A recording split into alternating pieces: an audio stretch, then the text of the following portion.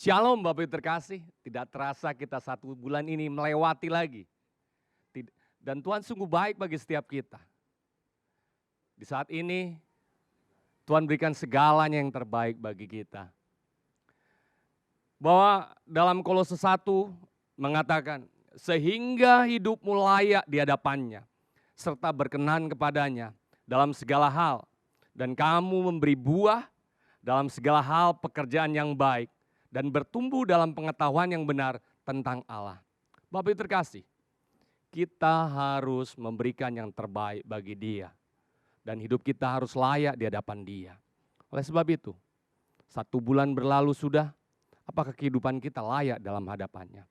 Sebab darahnya telah diberikan bagi setiap kita. Bapak Ibu terkasih, kita siapkan hati kita untuk menyembah Dia, memuji Dia. Berikan pujianmu yang terbaik bagi Dia. Dia rindu pujian dari setiap anak-anaknya. Mari kita sembah Dia. Haleluya. Selamat beribadah. Amin.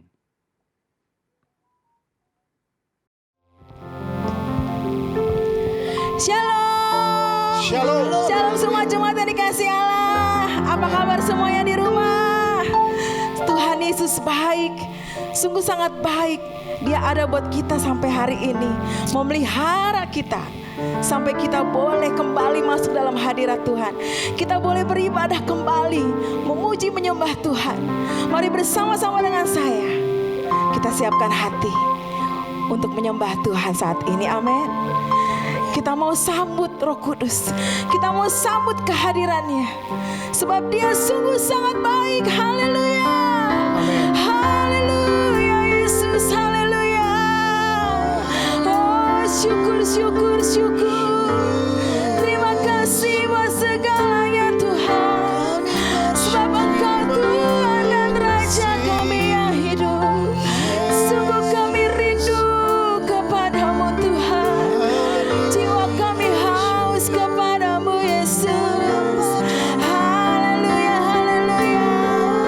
Terima kasih Bapa. Sebab darah-Mu telah tercurah bagi kami. Sebab darah-Mu telah menebus hidup kami.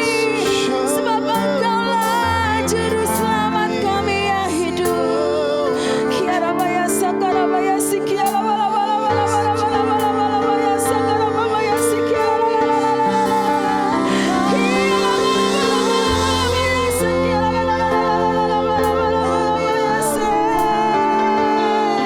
Terima kasih Roh Kudus. Syukur, syukur. Haleluya, haleluya, haleluya Yesus.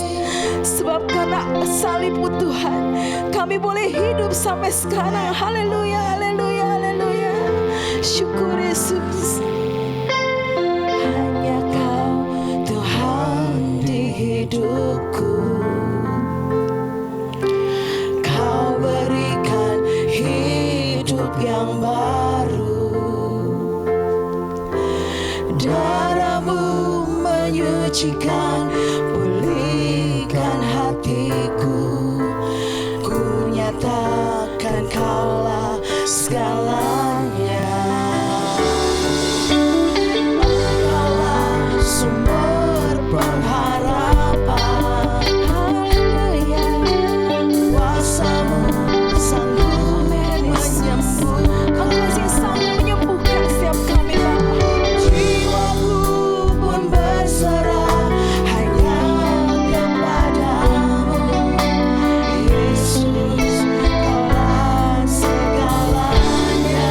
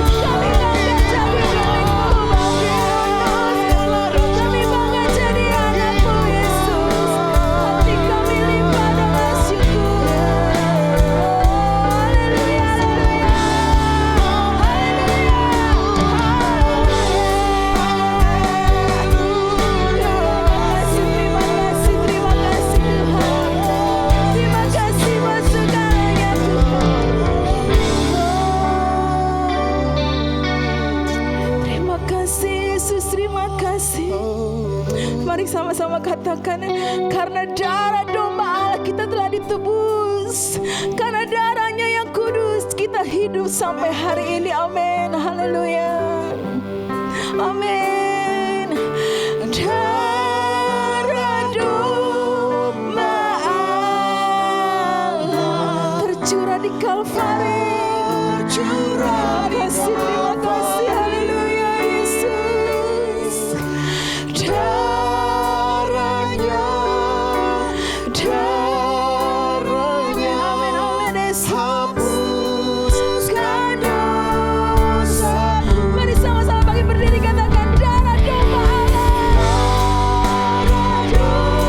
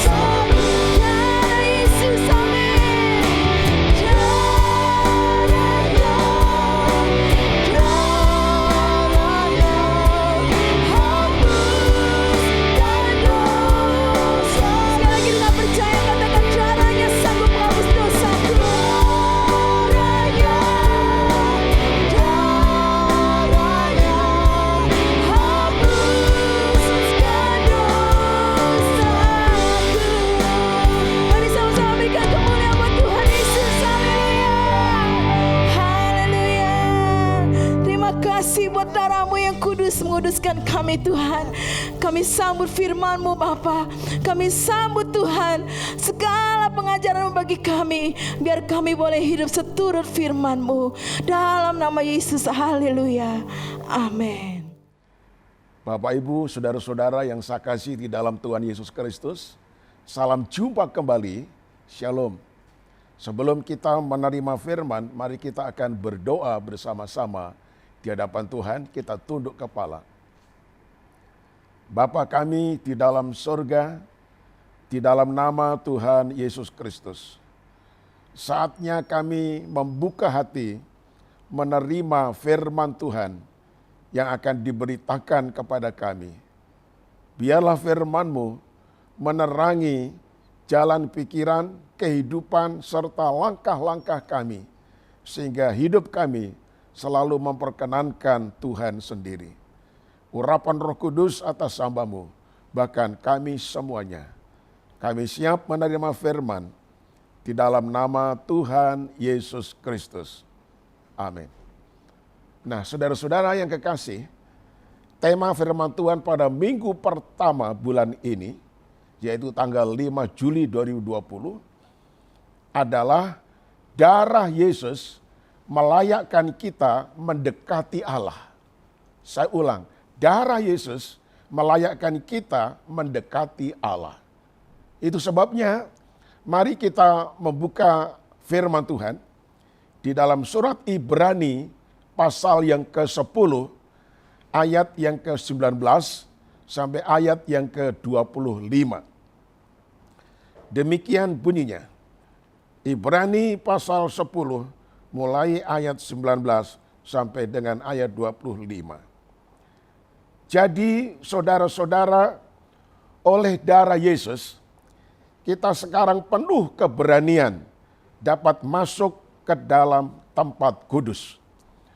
Karena Ia telah membuka jalan yang baru dan yang hidup bagi kita melalui tabir, yaitu dirinya sendiri.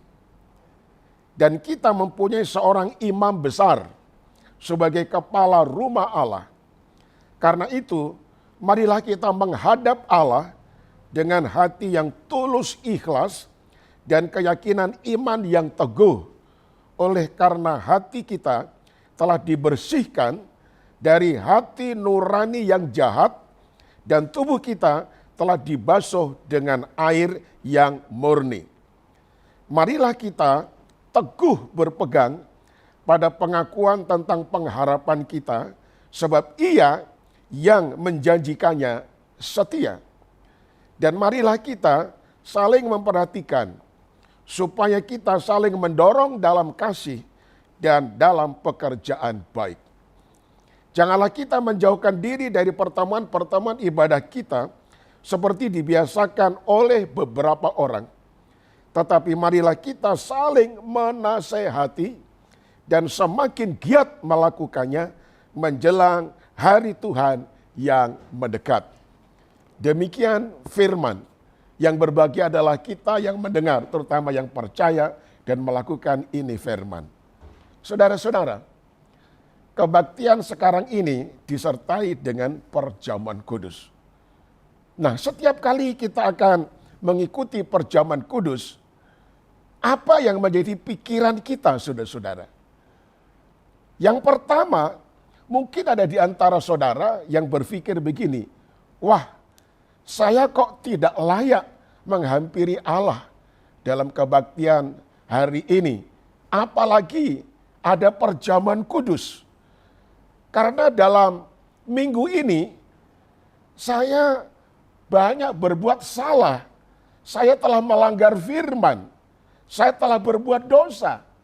Karena itu saya merasa tidak layak untuk menerima perjamuan kudus pada hari ini.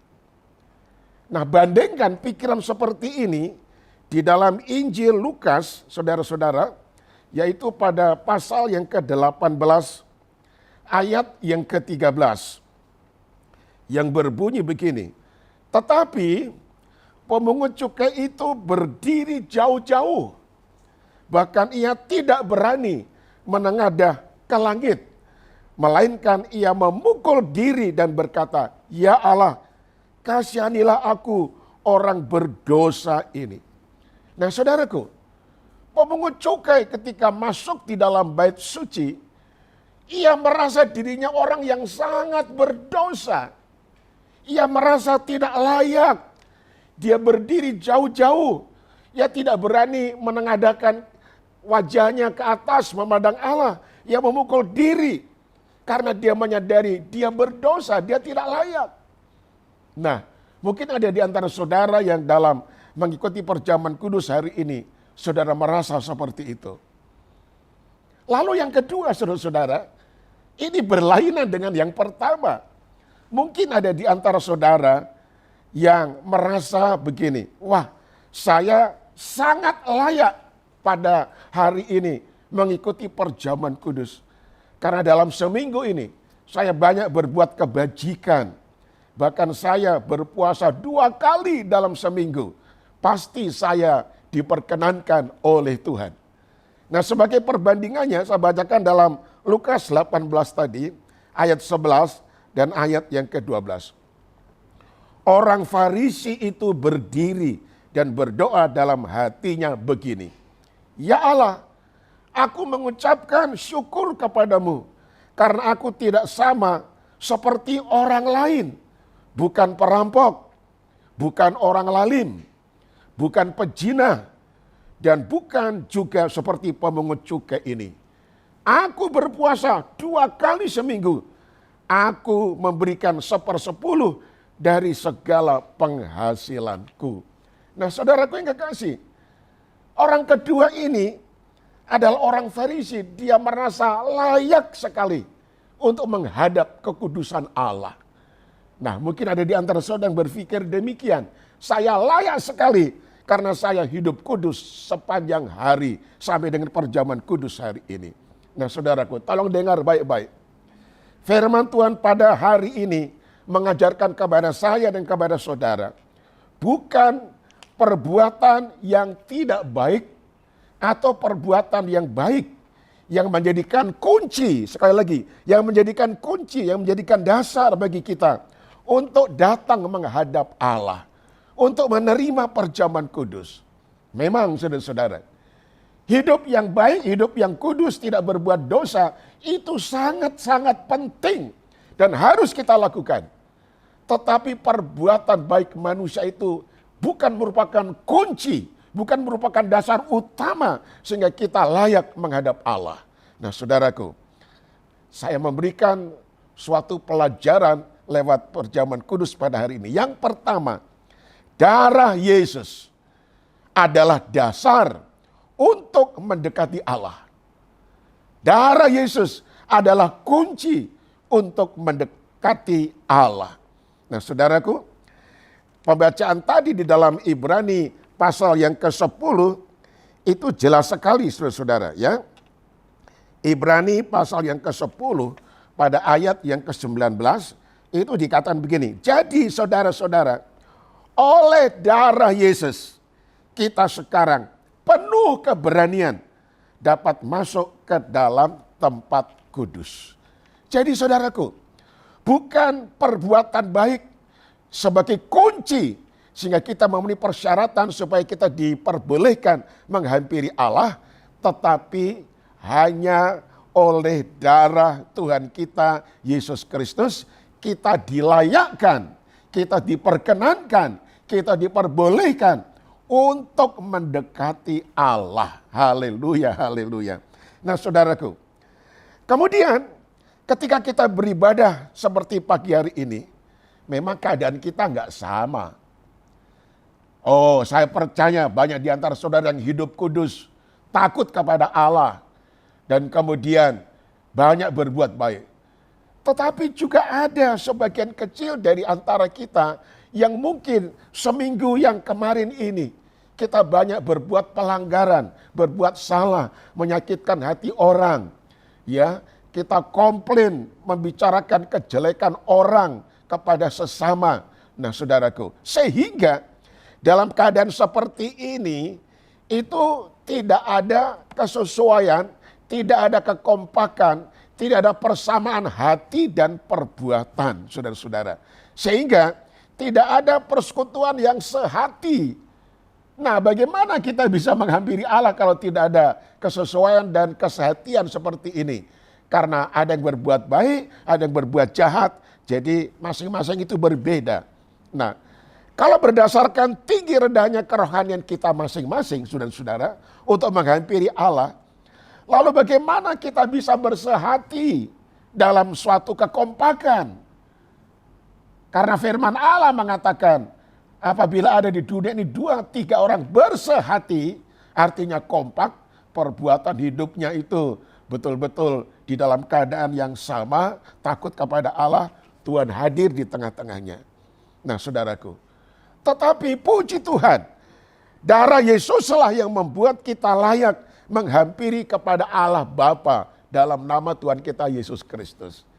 Jadi bukan karena perbuatan kita, tetapi oleh karena darah Yesus sendiri, kita dilayakkan untuk menghampiri Allah, untuk menerima firman, untuk bisa berdoa dan melaksanakan perjamuan kudus. Jadi saudaraku, darah Yesus membuat kita bisa datang menyembah Allah yang kudus. Karena itu kita perlu darah Yesus, ya. Darah Yesus inilah yang akan menyucikan kita, melayakkan kita menghampiri Allah. Kemudian yang kedua, saudara-saudara. Pelajaran pada hari ini yang kedua adalah ibadah dalam perjanjian lama itu merupakan dasar dari ibadah di dalam perjanjian baru. Nah, saudaraku, dalam masa perjanjian lama, umat Allah tidak bisa datang sendiri langsung menyembah kepada Allah, mempersembahkan korban, tetapi harus melewati seorang imam.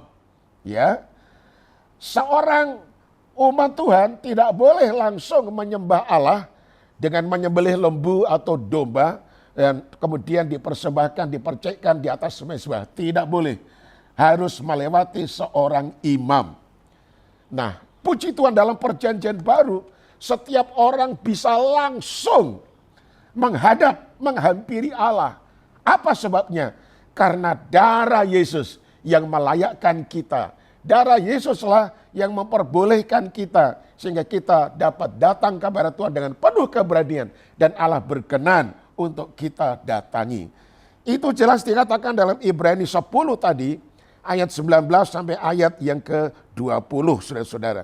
Jadi saudara-saudara, oleh darah Yesus kita sekarang penuh keberanian dapat masuk ke dalam tempat kudus karena Ia telah membuka jalan yang baru dan yang hidup bagi kita melalui tabir, yaitu dirinya sendiri. Nah saudaraku yang kekasih, di dalam perjanjian lama, imam besar atau imam agung itu hanya 1 tahun sekali boleh masuk ke dalam ruangan yang maha kudus. Tempat yang paling kudus ya di dalam bait suci. Karena ada halaman, ada ruangan kudus, ada ruangan yang maha kudus. Itu pun 1 tahun sekali. Nah saudara-saudara, dia harus menghampiri tabir itu dan tabir itu dibuka baru sampai kepada ruangan maha kudus. Nah saudaraku, ketika imam besar itu menghadap Allah sampai ke ruangan maha kudus, kalau tidak ada persiapan rohani yang mantap, hidupnya tidak ada kekudusan, dia telah melakukan dosa. Apa yang terjadi? Ketika Tuhan Allah hadir, Shekinah glory, maka imam itu akan terjatuh dan dia mati, saudara-saudara. Dilanda kekudusan Allah. Kekudusan Allah itu sangat mahal, luar biasa. Dan tidak ada orang yang boleh masuk ke dalam untuk menyelamatkan imam yang mati tadi. Karena dia juga akan mati. Karena itu seorang imam ketika akan masuk ke dalam ruangan Maha Kudus, dia memakai pakaian kebesaran imam, artinya pakaian yang betul-betul resmi sebagai pakaian imam. Lalu di belakangnya di sini saudara-saudara, itu dikasih tali yang sangat panjang sampai ke halaman bait suci. Nah demikian juga dalam jubahnya itu ada banyak bunyi-bunyian, gemerincing. Ya, sehingga ketika imam itu berjalan bergerak, bunyinya gemerincing dan terdengar kemana-mana. Nah ketika sampai di ruangan bait suci, loh kok bunyi-bunyian gemerincing kok sama sekali tidak terdengar. Kok sunyi sepi.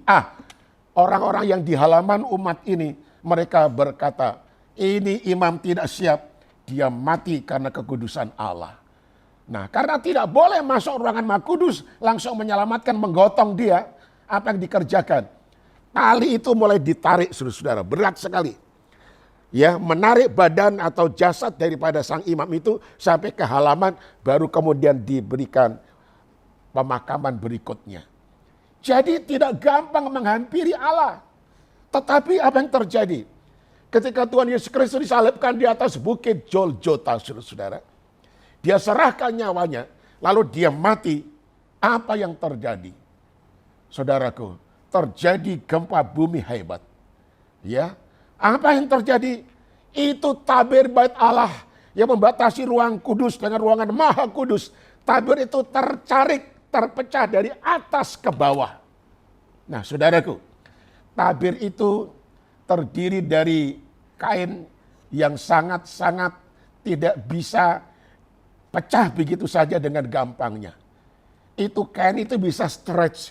Sehingga ketika terjadi gempa bumi, itu kain tidak akan bisa pecah.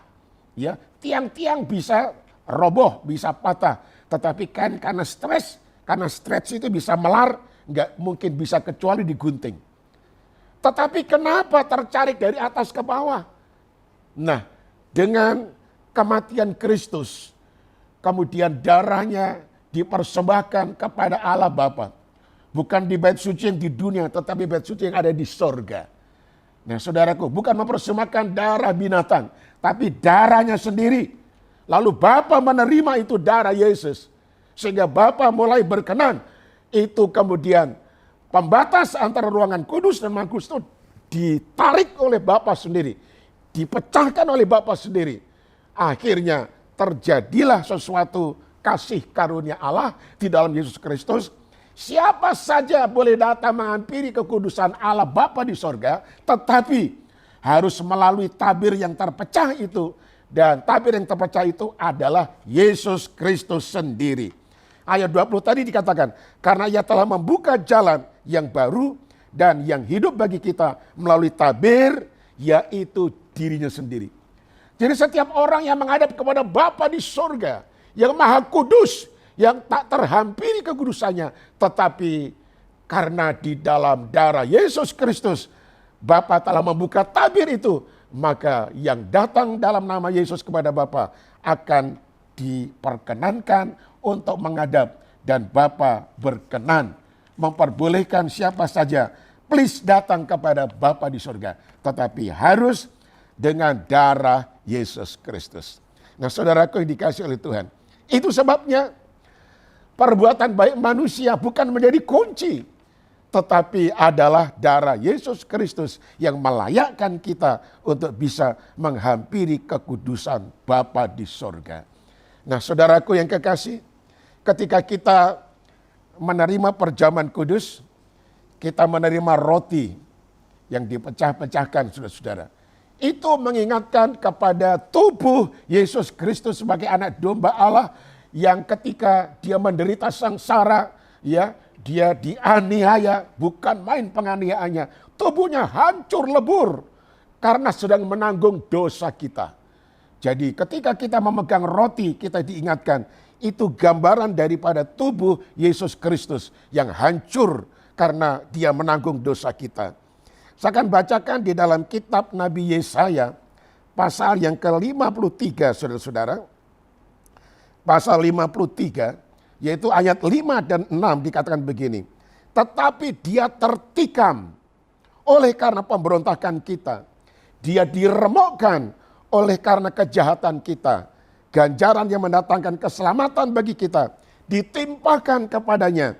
Dan oleh bilur-bilurnya kita menjadi sembuh.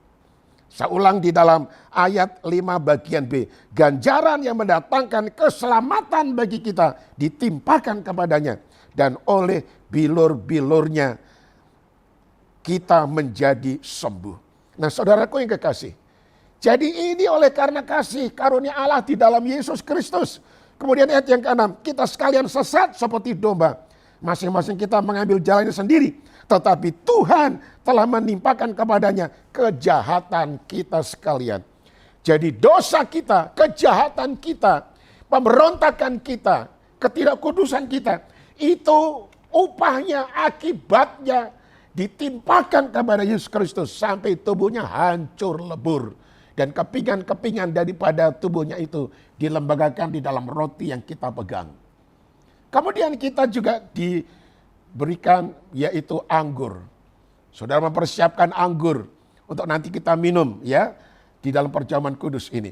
Anggur dalam cawan ini menyatakan bahwa Yesus Kristus sudah mati. Darahnya habis tertumpah bagi kita supaya kita diperkenankan menghadap Allah.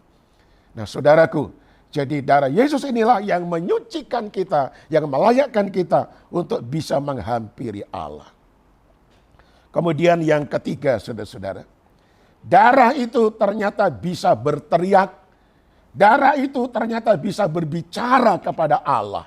Haleluya, haleluya. Nah, mungkin saudara bertanya, apa betul darah bisa berteriak, berbicara kepada Allah? Saya bacakan ayatnya, saudara-saudara ya. Yaitu di dalam kitab Kejadian, pasal yang keempat, saudaraku, ayat yang ke-10, dikatakan begini. Firman-Nya, apakah yang telah kau perbuat ini? Darah adikmu itu berteriak kepadaku dari tanah. Saudara tahu, dalam peristiwa ini, itu Kain membunuh adiknya sendiri yang bernama Habel. Karena dia merasa cemburu. Kenapa persembahan Kain tidak diterima oleh Allah. Tetapi persembahan Habil adiknya, loh kok diterima oleh Allah. Dia marah betul, saudara-saudara. Akhirnya dia membunuh adiknya. Dipukuli sampai mati, saudara-saudara. Darahnya tercecer ke tanah. Dan dikatakan oleh firman Tuhan tadi, darah adikmu itu berteriak kepadaku dari tanah. Nah, saudaraku, jadi darah Habel ini bisa berteriak, bisa bersuara, bisa mengaduh kepada Allah sendiri untuk meminta keadilan. Nah, darah Yesus juga bersuara, memohon agar Allah berdasarkan kasih karunia mengampuni dosa manusia. Karena itu Allah mengampuni kita. Nah, saudaraku yang kekasih, saya bacakan saudaraku, yaitu dalam Ibrani 9 ayat 14 pertama-tama. Ibrani ya, pasal yang ke-9 saudaraku, ayat yang ke-14. Itu dikatakan begini ya. Iya, betapa lebihnya darah Kristus yang oleh Roh yang kekal telah mempersembahkan dirinya sendiri kepada Allah sebagai persembahan yang tak bercacat, akan menyucikan hati kita dari perbuatan-perbuatan yang sia-sia supaya kita dapat beribadah kepada Allah yang hidup. Darah Yesus itu lebih, saudara-saudara, lebih daripada darah Habil ya. Darah Yesus ini adalah darah yang dapat menyucikan kita sehingga kita ini diperkenankan menghadap Allah. Lalu dalam 1 Yohanes pasal 5, 1 Yohanes pasal 5 saudara-saudaraku, ayat 6 sampai dengan ayat 8, inilah dia yang telah datang dengan air dan darah, yaitu Yesus Kristus. Bukan saja dengan air, tetapi dengan air dan dengan darah. Dan Rohlah yang memberi kesaksian, karena Roh adalah kebenaran. Ya, sebab ada 3 yang memberi kesaksian di dalam sorga, Bapa, Firman, Roh Kudus, dan ketiganya adalah satu. Dan ada 3 yang memberi kesaksian di bumi, roh dan air dan darah, ya, dan darah, dan ketiganya adalah satu. Jadi saudara, di sini kita melihat saudaraku bahwa darah Yesus itu merupakan darah yang bisa bersuara, berbicara, mengaduh kepada Allah, meminta supaya Bapa di surga melewati pengorbanan darah Yesus Kristus itu mengampuni dosa umat manusia dan Allah menerima. Ya, saya bacakan kembali Ibrani pasal 12, saudara-saudara. Ibrani pasal yang ke-12, yaitu ayat yang ke-24. Haleluya.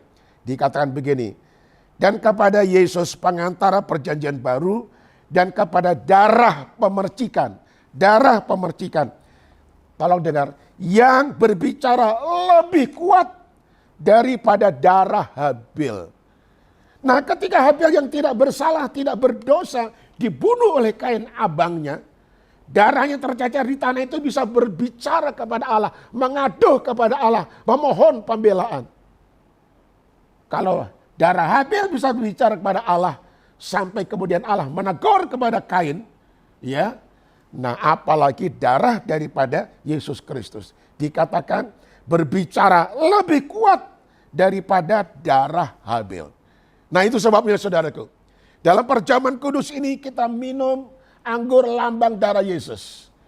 Maka darah Yesus itulah yang benar-benar membela kepada kita, mengaduh kepada Allah demi supaya kita diampuni dosa kita oleh Bapa di sorga. Itu sebabnya saudaraku, dalam perjamuan kudus ini bersyukurlah. Apa sebabnya? Karena kita bisa menghampiri Allah dengan penuh keberanian hati. Karena darah Yesus telah menyucikan dosa kita. Dan kita pasti diterima, kita diberkati. Dan dalam perjamuan kudus ini, karena Tuhan ada di tengah-tengah kita, demi iman kepada Yesus Kristus, kita akan menerima berkat. Berkat rohani, berkat jasmani. Dan tidak mustahil, kalau saudara betul-betul beriman, Yesus ada di tengah-tengah kita, dia bisa menyembuhkan penyakitmu. Bahkan darahnya inilah yang dapat menutupi kita dari segala ansir-ansir yang jahat, sehingga kita tetap hidup di dalam kekudusan. Demikianlah firman Tuhan, berbahagialah kita yang mendengar, terutama yang percaya, bahkan yang melakukannya. Tuhan Yesus memberkati. Amin. Bapak, Ibu, saudara-saudara yang kekasih, marilah kita mempersiapkan diri untuk memasuki perjamuan kudus. Nah, persiapkanlah roti dan silakan dipegang dengan tangan kanan dan angkatlah lebih tinggi dari kepala saudara. Sebelum kita makan dan minum roti dan anggur, mari kita tundukkan kepala dan kita berdoa lebih dulu di hadapan Tuhan.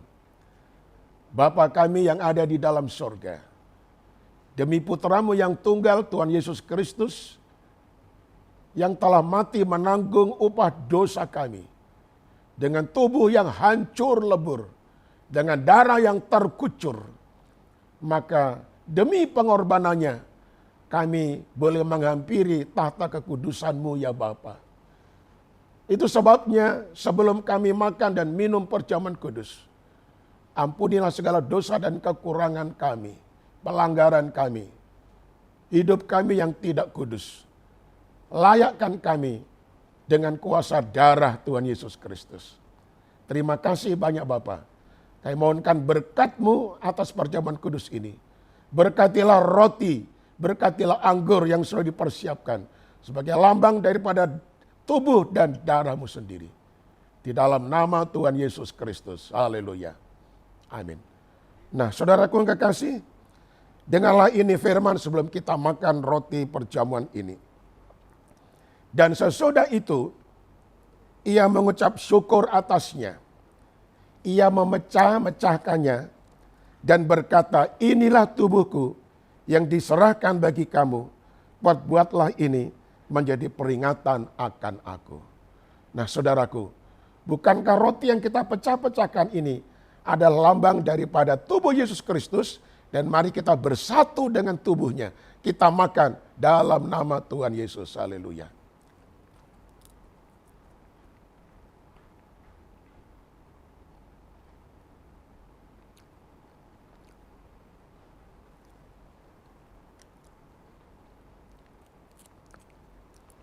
Dan mari sekarang angkatlah cawan anggur yang sudah saudara siapkan.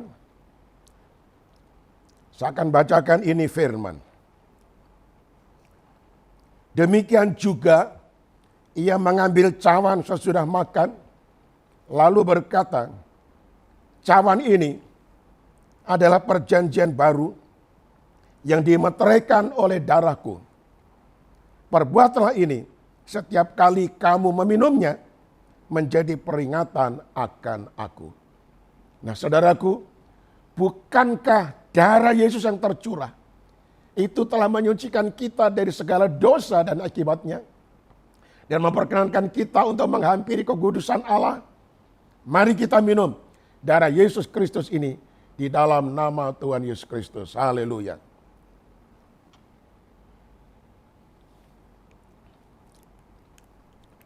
Puji Tuhan.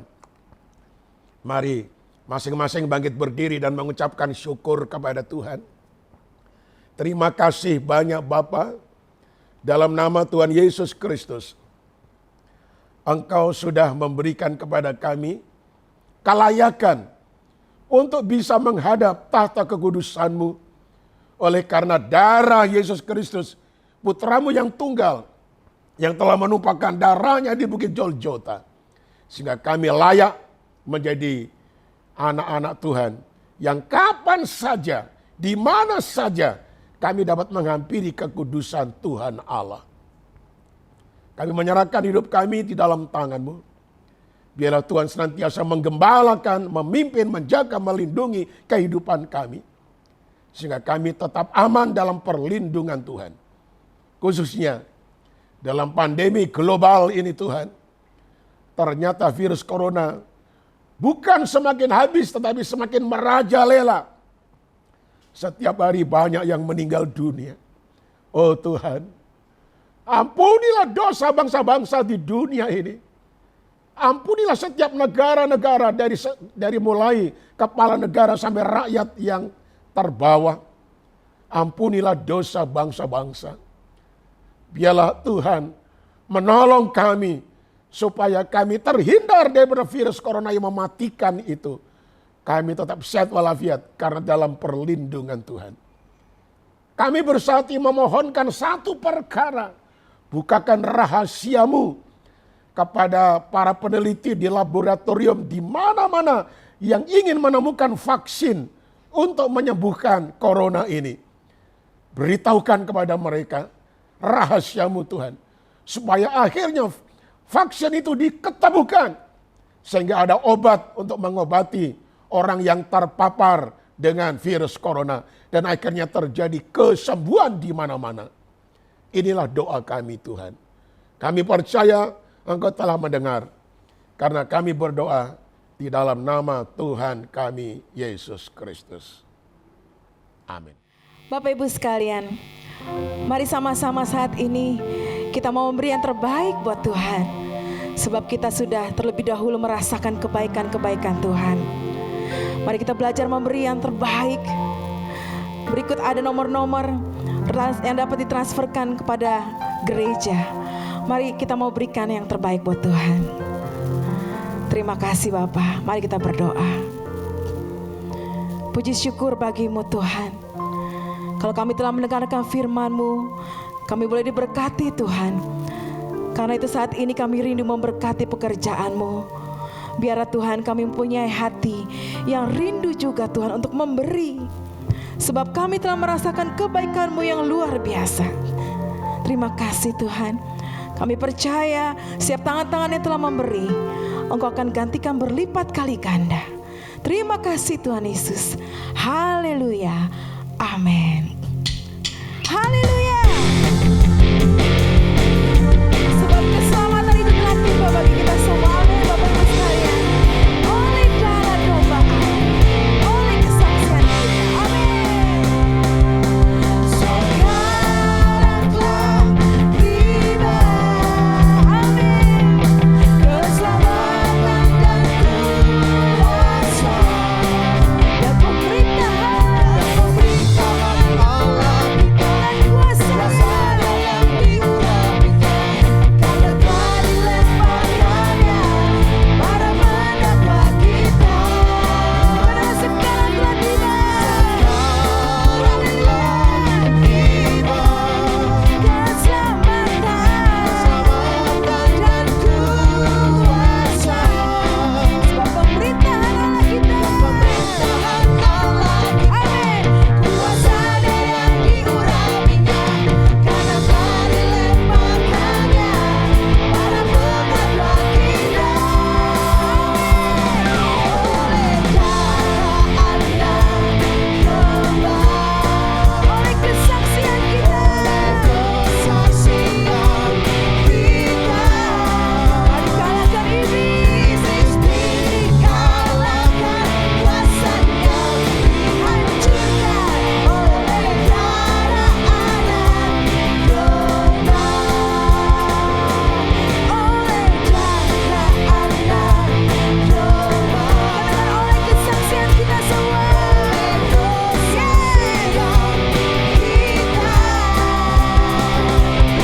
iblis dikalahkan, kuasanya dihancurkan oleh darah anak domba. Haleluya. Oleh darah. Mari sama-sama tepuk tangan bersama saya. Amin. Yes, haleluya. Oleh kesaksian kita. Iblis dikalahkan, kuasanya dihancurkan oleh darah anak domba. Oleh darah anak domba.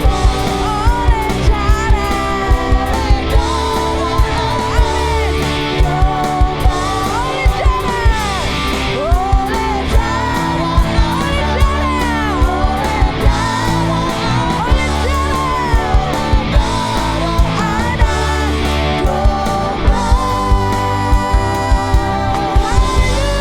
Amin. Haleluya. Haleluya.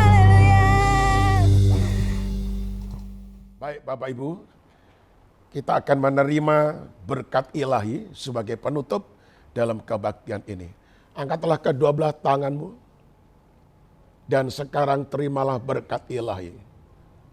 Tuhan memberkati dan melindungi engkau.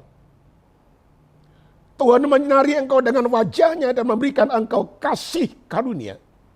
Tuhan menghadapkan wajahnya kepadamu dan memberikan kepada engkau damai sejahtera. Anugerah dan berkat dari Bapa di dalam cinta kasih Tuhan Yesus serta persekutuan Roh Kudus menjadi milik bagianmu sampai selama-lamanya.